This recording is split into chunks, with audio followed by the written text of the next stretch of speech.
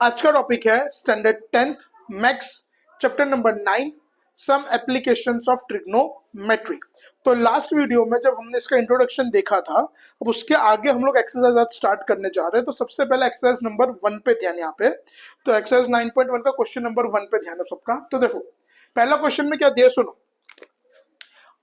A circus artist is climbing a 20-meter long rope which is tightly stretched and tied from the top of a vertical pole. अब पहले ये starting के जो question में लिखा है उसका मीनिंग समझेंगे।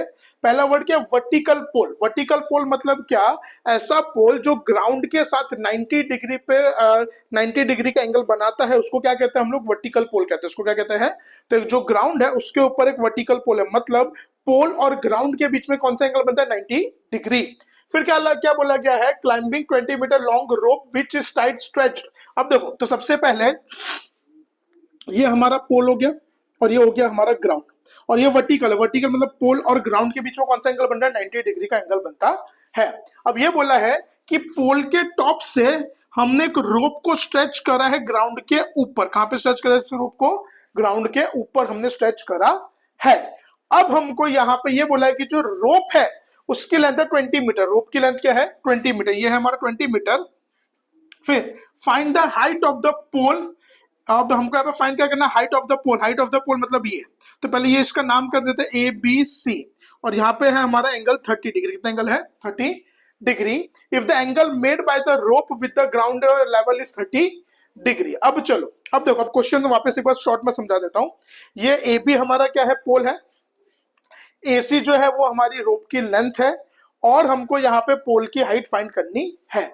तो कभी भी अगर हम आप लोग एप्लीकेशन चैप्टर का कोई भी सम करोगे ना, तो सबसे पहले ट्राइंगल को आप डिस्क्राइब करोगे, यहाँ पे कौन सी चीज क्या है और कितनी है। तो सबसे पहले हमको यहाँ पे लिखने का, here AB is a height of pole. AB किसकी हाइट है, पोल की।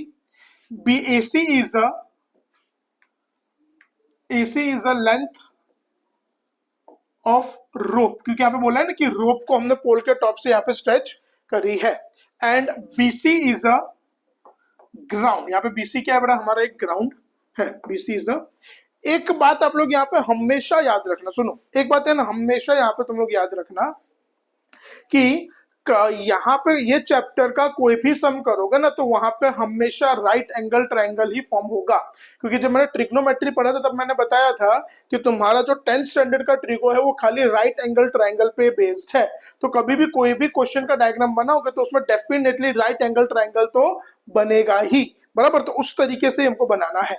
अब देखो यहाँ पे क्या फाइंड करने को बोला है हमको, हाइट ऑफ द पोल। तो पोल की हाइट मतलब AB। अब अगर डायग्राम में ध्यान दोगे तो जो एंगल दिया है उसके हिसाब से हमको फाइंड क्या करना है, अपोजिट। क्या फाइंड करना है, अपोजिट। और उस ट्रायंगल का हमारे पास क्या है, हाइपोटेनियस। अब बताओ ट्रिगो के कौन से रेशियो में अपोजिट और हाइपोटेनियस आते हैं, तो वो आते हैं साइन के रेशियो में। किसमें आते हैं, साइन। तो हम लोग यहाँ पे क्या करेंगे, साइन का फॉर्मूला अप्लाई करेंगे। तो पहले हमको यहाँ पे लिखने का, in triangle ABC, AB in triangle ABC angle B is 90 degree and angle C is 30 degree. So sine theta, तो sine theta equals to opposite upon hypotenuse. Angle कहां पे बन रहा है, C पे। तो यहाँ पे C का अपोजिट क्या है, AB।